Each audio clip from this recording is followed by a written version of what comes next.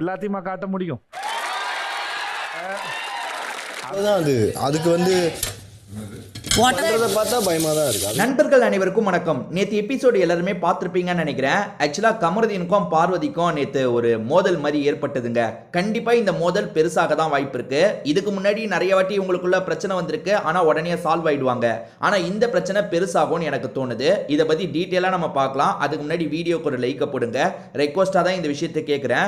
நீங்கள் லைக் போட்டிங்கன்னா இந்த வீடியோ பூஸ்ட் ஆகிறதுக்கு ஹெல்ப்ஃபுல்லாக இருக்கும். ஸோ தயவு செஞ்சு லைக் போடாமல் இருக்கவங்க ஒரு லைக்கை போட்டு கண்டினியூ பண்ணுங்க. இன்னும் நம்ம சேனலை சப்ஸ்கிரைப் பண்ணாம இருக்கீங்கன்னா சப்ஸ்கிரைப் பண்ணி வச்சுக்கோங்க. ஆக்சுவலா நேத்து உங்களுக்குள்ள ஒரு மோதல் ஏற்பட்டது. எபிசோட்ல நீங்க பார்த்திருப்பீங்க. ஆக்சுவலா எஃப்ஜே ஒரு விஷயத்த சொல்லும் போது, ஆமா சார் அவங்க என்னை வந்து ஓவர்டேக் பண்றாங்க, என்னை யூஸ் பண்ணிக்கிறாங்கன்னு எனக்கு தோணுச்சு அப்படின்ற மாதிரி கமருதீன் போட்டு உடச்சிட்டான். அதை கேட்டு பார்வதி ஷாக் ஆனாங்க. ஆக்சுவலா பார்வதி கமருதீனுக்கு வந்து ஒரு சப்போர்ட்டர்ஸ் இருக்காங்கன்னா அவங்களே நேற்று ரெண்டு குரூப்பா பிரிஞ்சுட்டாங்க. எப்பவுமே வந்து ரெண்டு பேரும் சேர்ந்து இருக்கிறதுனால ரெண்டு பேருக்கும் சேர்ந்து சப்போர்ட் பண்ணுவாங்க. ஆனா நேற்று அந்த குரூப் இருக்கு பாத்தீங்களா, டோட்டலா உடஞ்சிருச்சு. பார்வதி டீமை சேர்ந்தவங்க கமருதீனை போட்டு பயங்கரமா அட்டாக் பண்றாங்க. கமருதீன் சப்போர்ட்டர்ஸ் எல்லாருமே பார்வதியை போட்டு அட்டாக் பண்றாங்க. என்ன கேட்டா ரெண்டு பேர் மேலேயும் டவுட் தப்பு இருக்குங்க. ஏன்னா வந்து சிலர் பார்வதி சப்போர்ட்டர்ஸ் என்ன பண்றாங்கன்னா கமருதீன் மேல தான் தப்பு, ஒவ்வொரு வாட்டியும் பார்வதிக்காக நிக்க மாட்டான், ஏமாத்திடுறான் அப்படின்ற மாதிரி சொல்றாங்க. பட் வந்து பார்வதியும் அப்படி பண்ணியிருக்காங்க. அதாவது கமருதீன் மட்டும்தான் அப்படி வந்து நிக்காம போறதுன்ட்டுலாம் கிடையாது, பார்வதியும் அப்படி நிக்காம போயிருக்காங்க. சிம்பிள்ங்க. கமருதீன் தலையாயிட்டான். தலையானதுக்கு சந்தோஷப்படணும்ல. ஆனால் நான் இப்போ சந்தோஷப்படுறதா கவலைப்படுறதான்னு எனக்கு தெரியலன்னு சொல்கிறாங்க. ஏன் எப்படி அப்படி சொல்ல முடியும்? கேமில் அவன் பலூனை உடைச்சதுக்கு எப்படிங்க கோவப்பட முடியும்? கேமுங்க, அவன் பலூனை உடைச்சு தானங்க ஆகணும். அப்படி உடைக்கலைன்னா வந்து விஜய் சேதுபதி கேட்க மாட்டாரா, என்ன அப்படி நீங்கள் விடுறீங்க, இதுதான் நீங்கள் கேம் விளையாடுற லட்சணமான்னு கேட்க மாட்டாரா? அவன் கரெக்டாக தான் பண்ணான். அதே மாதிரி பார்வதி சைடும் சில நியாயம் இருக்க தான் செய்யுது. இவன் சில இடத்துல பார்வதியை விட்டு கொடுத்துட்றான். அந்த அரோரா கேஸ்லாம் வேணும்ட்டே தான் பார்வதியை விட்டு தந்தான். இதெல்லாம் நடக்க தான் செய்யுது. ரெண்டு பேர் மேலேயும் தப்பு இருக்கு. உடனே வந்து ஒரு குரூப் என்ன பண்றாங்கன்னா அவங்க மேல தான் தப்புன்றாங்க, இந்த குரூப் என்ன பண்றாங்கன்னா இவங்க மேல தான் தப்புன்றாங்க. இப்போ ஏன் நான் சண்டை பெருசாகும்னு சொல்றேன்னா, இவ்வளோ நாள் நடக்காத சண்டை இப்போ பெருசாகும்னு ஏன் தெரியுமா சொல்றேன்? ஆக்சுவலா பார்வதி கேமை நீங்க எடுத்துக்கிட்டீங்கன்னா கடைசி ஒரு 3 வாரமா அது ரொம்ப கீழே இறங்கிருச்சு.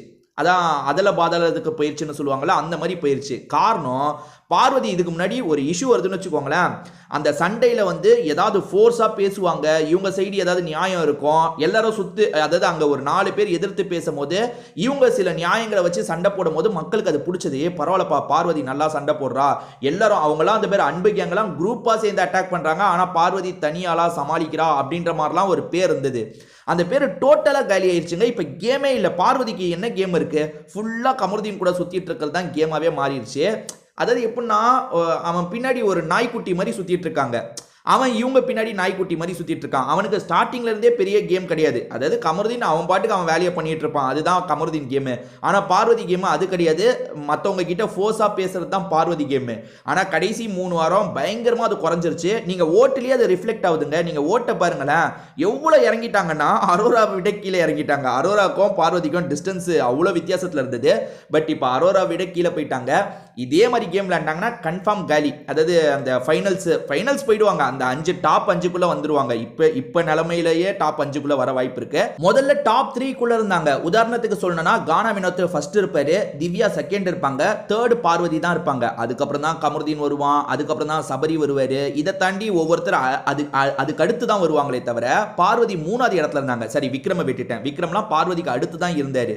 இவங்க 3வது இடத்துல இருந்தாங்க. ஆனா இப்ப எல்லாமே தலைகீழா மாறிடுச்சு. திவ்யா ஃபர்ஸ்ட் இடத்துக்கு போயிட்டாங்க. இந்த வாட்டி வேணா பாருங்க, நாமினேஷனுக்குள்ள எல்லாருமே வந்தாங்கன்னா திவ்யாக்கு தான் அன்அஃபிஷியல்ல வந்து அதிக ஓட்டு வரும். ஏன்னா எல்லா போலிங்லயும் திவ்யா தாண்டிட்டாங்க கானா வினோத் கொஞ்சம் இறங்கின மாதிரி தான் இருக்கு. ஸோ இப்போ வச்சா வந்து பார்வதிலாம் ஒரு 6வது இடம் 5வது இடம் 6வது இடத்துக்கு தான் போவாங்க. அந்த அளவுக்கு கேம் வந்து போயிருச்சுங்க. பார்வதி சப்போர்ட்டர்ஸே வெறுக்க ஆரம்பிச்சிட்டாங்க. என்ன நீ வந்து இவன் பின்னாடியே சுத்திட்டு இருக்க, ஃபுல்லா லவ் கண்டென்ட்டே பண்ணிட்டு இருக்கீங்க, என்ன இது அசிங்கமா இல்லையா அப்படின்ற மாதிரி எல்லாரும் போட்டு அடிக்க ஆரம்பிச்சிட்டாங்க. இதெல்லாம் எப்போ தெரியுமா மாறுறதுக்கான வாய்ப்பு இருக்கு? அடுத்த வாரம் மாறுறதுக்கான வாய்ப்பு இருக்குங்க. ஏன்னா பார்வதி வீட்டில இருந்து வருவாங்கல்ல, இப்போ 24 மணி நேரம் இருப்பாங்களா தெரியாது, ஆனால் 1 மணி நேரம் இருப்பாங்கல்ல. அந்த 1 மணி நேரம் பார்வதிக்கு நிறைய சொல்லுவாங்க.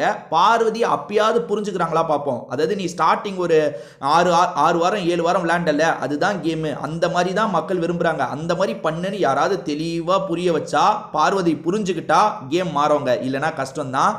அது ஏன்னா வந்து பார்வதி கேமே டோட்டலாக காலி ஆயிடுச்சு. நீங்கள் உங்களுக்கே தெரியும்னு நினைக்கிறேன்.